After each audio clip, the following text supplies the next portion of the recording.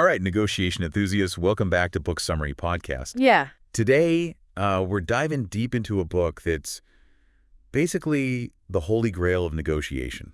Okay. Getting To, Yes. by Roger Fisher and William Murray. Yeah, definitely a classic. If you're thinking about upping your negotiation game, Mm-hmm. whether it's in your professional life, Right. personal relationships, or even just buying a car, Oh, yeah, for sure. this deep dive is for you. Absolutely. Don't forget to hit that like button and subscribe to our channel for more insightful book summaries. Yes, please do that. Now, let's get started. Let's get started. So this book, Yeah. it starts by tackling a concept that many of us probably use without even realizing it. Okay. Positional bargaining. Mm-hmm. Have you ever found yourself locked in back and forth, Oh, yeah. clinging to your stance and throwing out numbers or demands? Happens all the time. That's positional bargaining in a nutshell. Yeah. And Getting To Yes Yeah. argues that it's often a recipe for disaster. It can be a recipe for disaster for sure. One of the most compelling examples they use to illustrate this is the U.S.-Soviet nuclear test ban negotiation. Oh, wow. During the Cold War, Okay. the Soviets were willing to accept 3 on-site inspections per year, Okay. while the U.S. insisted on 10. Oh, so they couldn't agree. Neither side was willing to budge from their position, and the talks ultimately collapsed. Oh, wow. That's a shame. It seems like such a simple disagreement, just a difference in numbers. Yeah, just a number. But the book highlights how this kind of positional bargaining can lead to some major pitfalls. Yeah.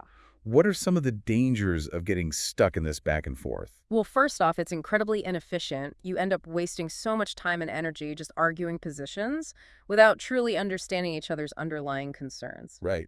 And the outcome often ends up being arbitrary. Arbitrary, exactly. In the case of the nuclear inspections, it makes you wonder, was there even a clear understanding of what constituted a proper inspection? Right? It reminds me of those arguments we have sometimes where we're so focused on winning that we forget what we were even arguing about in the first place. Exactly. And it sounds like this positional bargaining can actually damage relationships too, right? Absolutely. When you dig your heels in and refuse to consider the other side's perspective, it creates resentment and hostility. It becomes a battle of wills, which is the opposite of what we want in a negotiation. So we've established that positional bargaining can be pretty problematic. Yeah. But the book goes a step further Yeah. and breaks down the 2 main styles of positional bargaining, Okay. soft and hard. Okay. What's the difference, and why are neither of them ideal? So soft bargaining is all about prioritizing the relationship above all else. You're willing to make concessions even if it means sacrificing your own interests to avoid conflict. Okay. It might seem appealing on the surface, wanting to keep things harmonious, Right. but it leaves you extremely vulnerable to someone who's playing hardball. I can definitely see myself falling into that trap. I hate confrontation, so I tend to give in easily just to keep the peace. But I have a feeling that's not the most effective strategy in the long run. Yeah. What about hard bargaining then? Hard bargaining is the opposite end of the spectrum. Hmm. It's all about being aggressive, demanding concessions, and applying pressure to get your way. Think of it as a winner-takes-all approach. While it might work in some situations, it often leads to a breakdown in communication and damages relationships in the process. So it seems like we're caught between a rock and a hard place. Yeah. If both soft and hard bargaining are flawed, what's the alternative? Right. That's where the heart of Getting To Yes comes in. Yeah. Principled negotiation. It's about changing the game entirely and approaching negotiation in a more collaborative and effective way. Exactly. Principled negotiation is based on 4 key principles. Okay. Separating the people from the problem, focusing on interests, not positions, inventing options for mutual gain, and insisting on using objective criteria. Those sound like powerful principles. Yeah. Let's break them down one by one. Starting with separating the people from the problem. Mm-hmm. What exactly does that mean in the context of negotiation? It means remembering that you're not dealing with an abstract entity or a faceless corporation. You're dealing with human beings who have emotions, values, and perspectives that might be different from your own. It's about taking a step back and remembering that we're all in this together, trying to find a solution Yeah. that works for everyone, right? Exactly. And the book shares a wonderful story about a librarian who exemplifies this principle beautifully. Okay. 2 guys were arguing in the library. Oh, One wanted the window open, the other wanted it closed. It was a classic standoff. I can just imagine. Instead of just telling them to be quiet, the librarian took a more inquisitive approach. I'm already intrigued. I love a good anecdote. What does she do? She simply asked each of them why they felt so strongly about their position. As it turned out, the man who wanted the window open was craving fresh air, while the man who wanted it closed was worried about getting a draft. So their positions were opposed, but their underlying interests weren't necessarily incompatible. Right. It's like that saying, don't just focus on what people are saying. Pay attention to why they're saying it. Exactly. And Librarian, understanding this, was able to find a solution that addressed both of their concerns. She opened a window in a different room, providing fresh air without creating a draft. That's so clever. Right. Such a simple solution. But it wouldn't have been possible if she hadn't taken the time to understand their individual needs. Mm-hmm. It really highlights how focusing on interests rather than positions can lead to more creative and mutually beneficial outcomes. Absolutely. It's about moving away from that me versus you mentality and embracing a more collaborative, we're in this together approach. Mm. And it's clear that this principle applies to so many areas of life, from personal relationships to international diplomacy. It really makes you think, doesn't it? It really does. Don't forget to share this episode with your friends and family who might need a little help with their negotiation skills. Yes, please do that. Okay, so we've covered the first two principles of principled negotiation, Okay. separating the people from the problem and focusing on interests, not positions. Right. But there's more to it than that, right? Yeah. What about inventing options for mutual gain? Yes. This sounds like the really creative part. It is.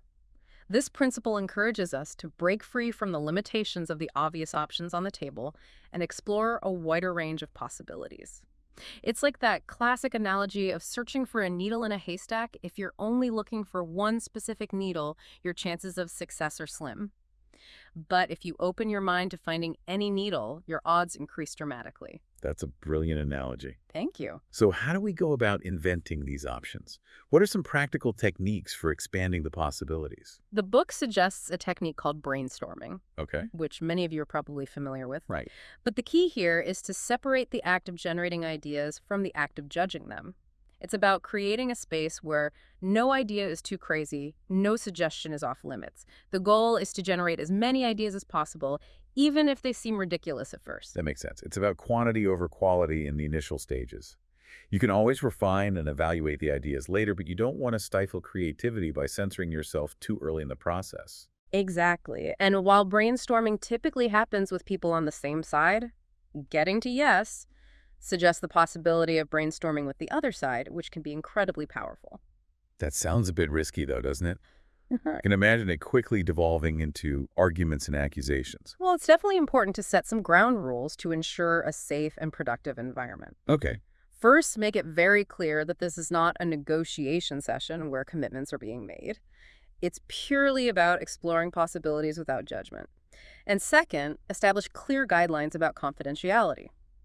What's said in the brainstorming session stays in the brainstorming session. Those are great tips. I can see how with the right approach, brainstorming with the other side could actually lead to breakthrough solutions that wouldn't have emerged otherwise. It's about tapping into the collective wisdom and creativity of the group. Precisely.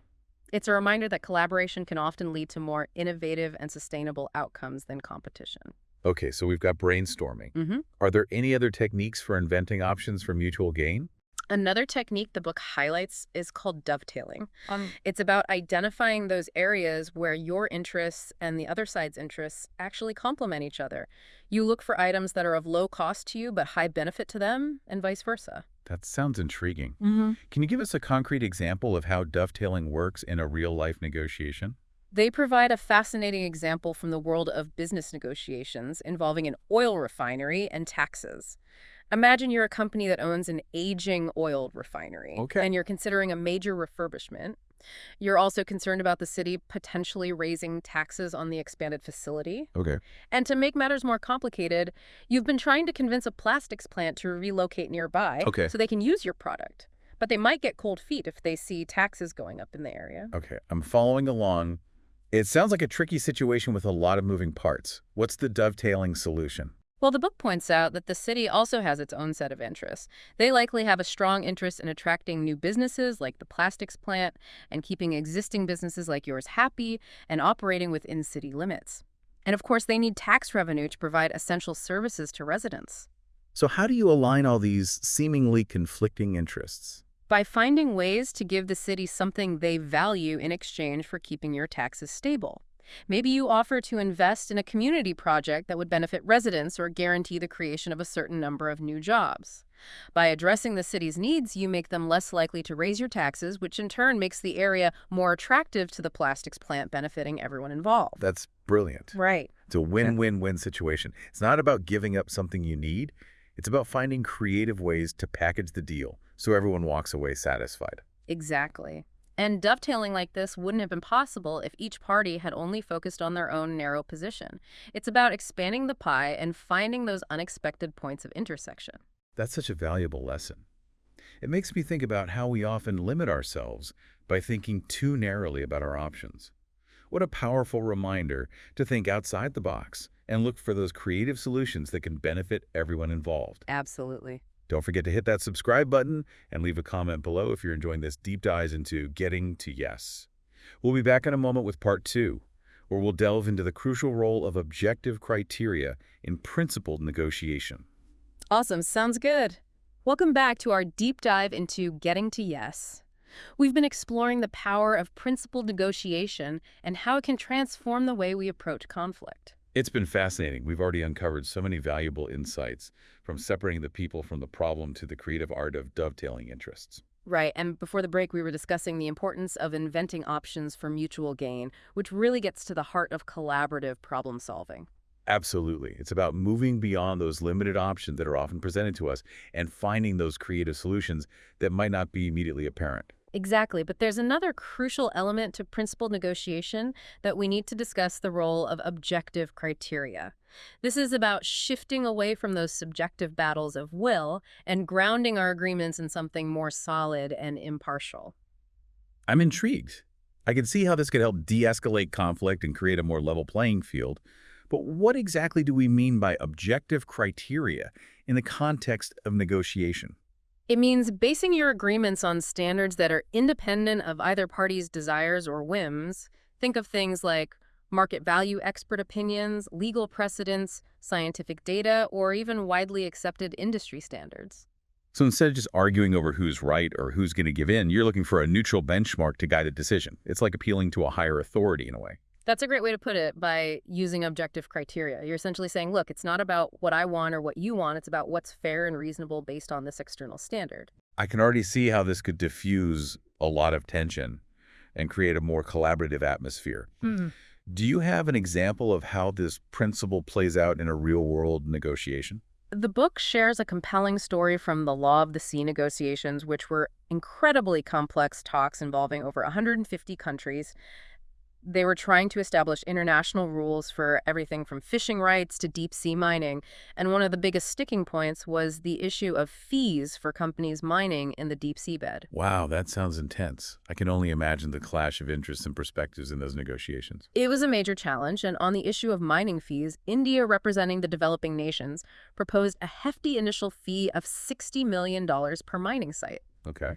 The U.S., on the other hand, argued for no initial fee at all. That's a huge difference. It sounds like a classic positional bargaining standoff, with each side digging in their heels. It was, but then someone had a brilliant idea. They brought in an economic model developed by MIT that could analyze the financial impact of different fee proposals. So they introduced objective data into the equation. Exactly, and it had a remarkable impact when the Indian representative saw how his initial proposal would make deep-sea mining virtually impossible. He was willing to reconsider.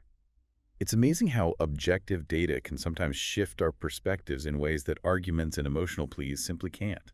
Absolutely. And on the U.S. side, the MIT model helped them see that a reasonable initial fee was actually economically feasible. So both sides moved away from their entrenched positions, not because they were forced to, but because they were persuaded by the evidence. That's such a powerful example of how objective criteria can create a more level playing field and lead to more rational and sustainable outcomes.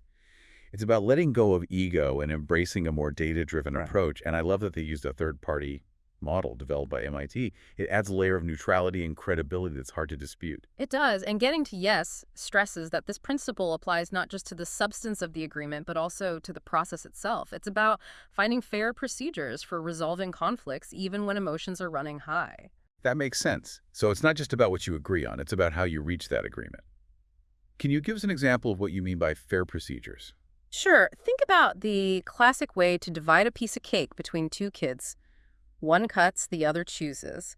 It's a simple but effective way to ensure a fair outcome, even if the cake isn't perfectly symmetrical. I love that analogy because the cutter has an incentive to divide the cake as evenly as possible, knowing that the other kid gets to pick their piece first. Exactly, and this principle can be applied to far more complex situations.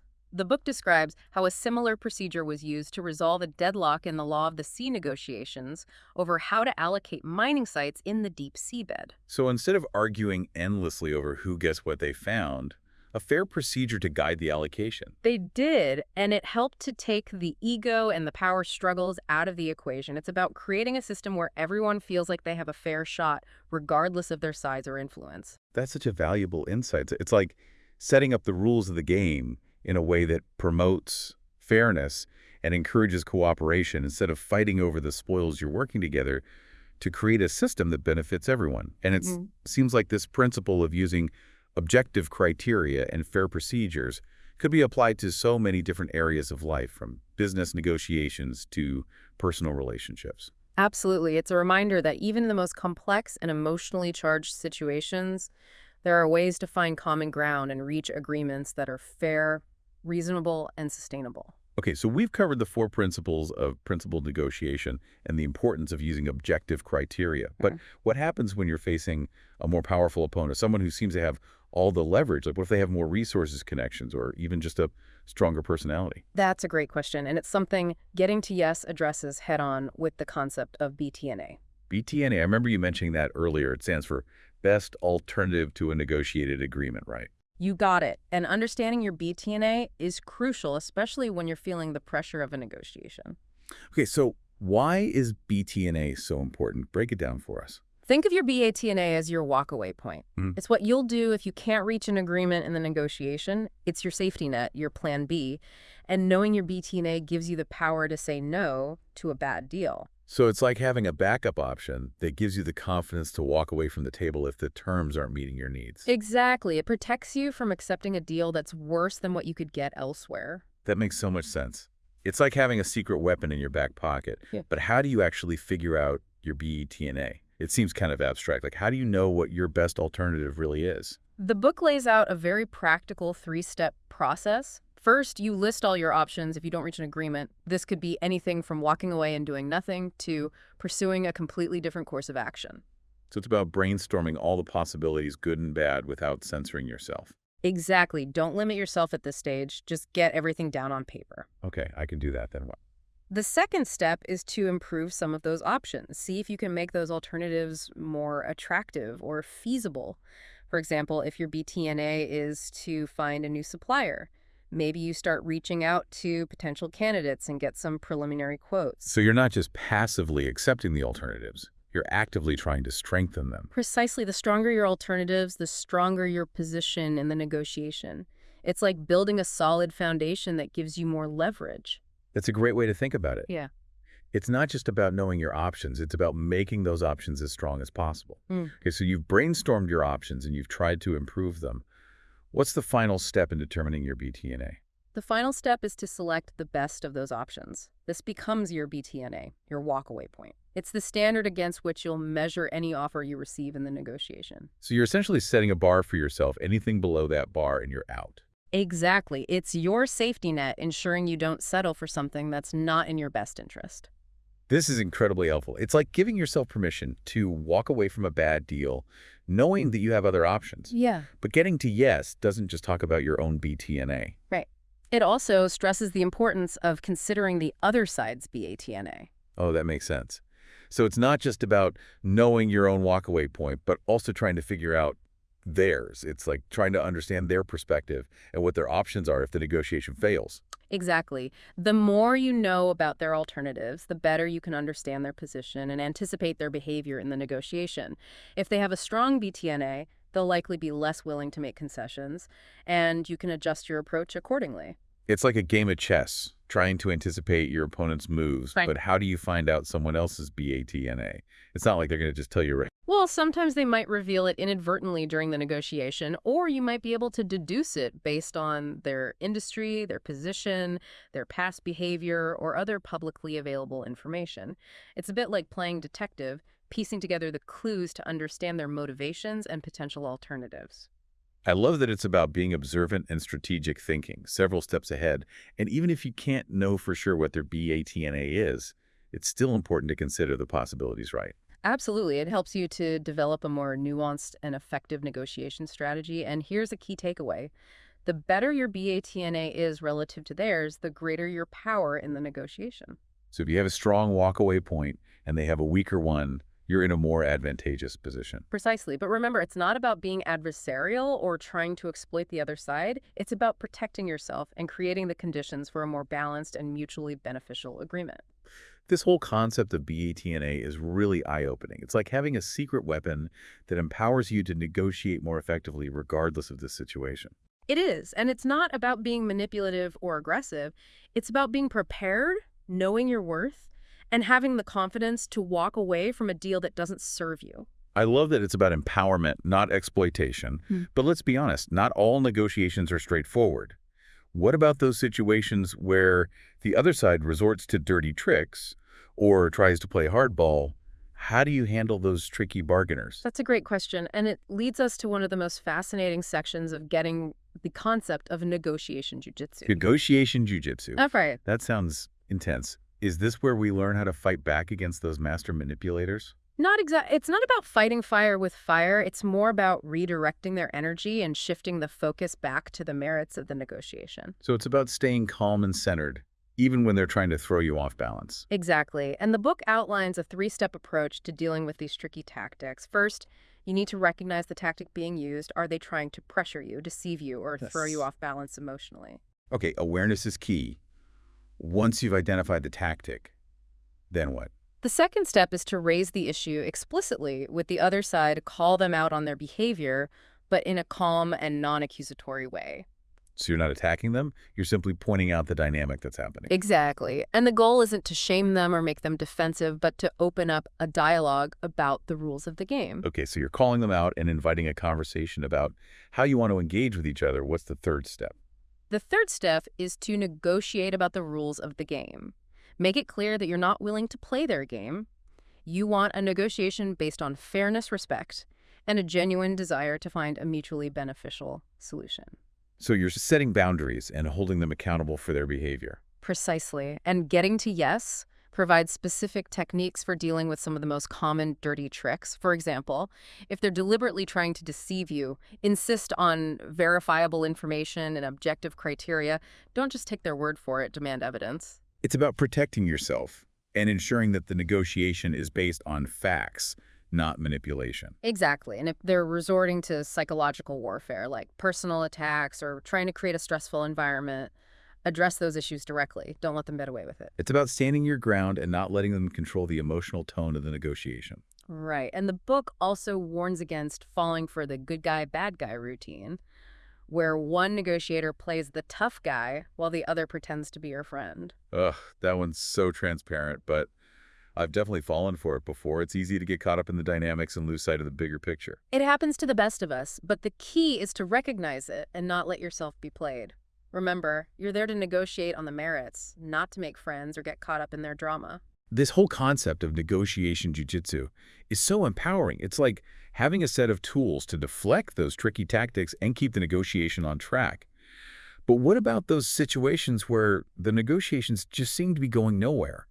Like, what if you've tried all the principles you've considered BATNA, you've done your negotiation jujitsu, and you're still stuck? That's a great question, and it leads us to one of the most powerful techniques in the book, the one-text procedure. The one-text procedure, okay, I'm all ears. What is that? It's a tool for breaking deadlocks, especially when emotions are running high or when multiple parties are involved. It involves bringing in a neutral third party to help facilitate the process. So it's kind of like mediation.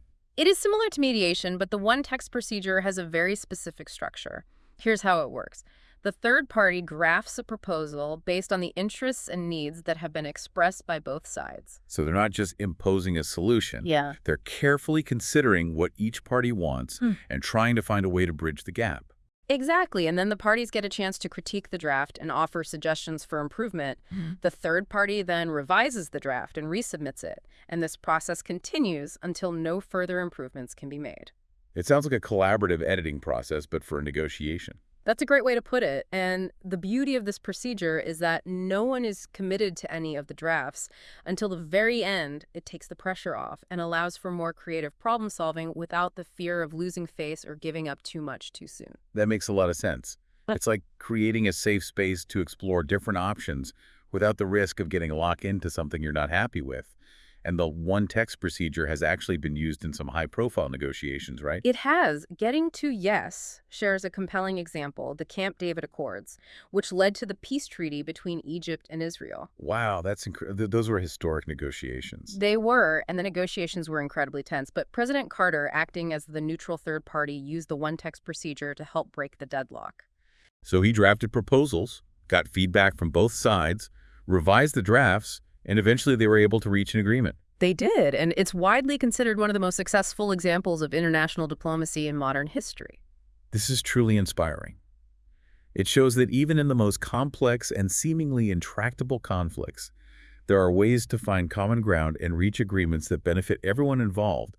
And it sounds like the one-text procedure isn't just for high-level diplomacy.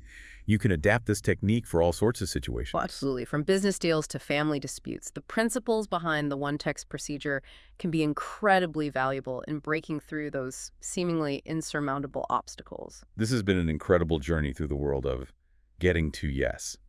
I'm already feeling more equipped to handle those tough negotiations with confidence and clarity. It's been a pleasure exploring these ideas with you. Remember, negotiation is a skill, and like any skill, it takes practice.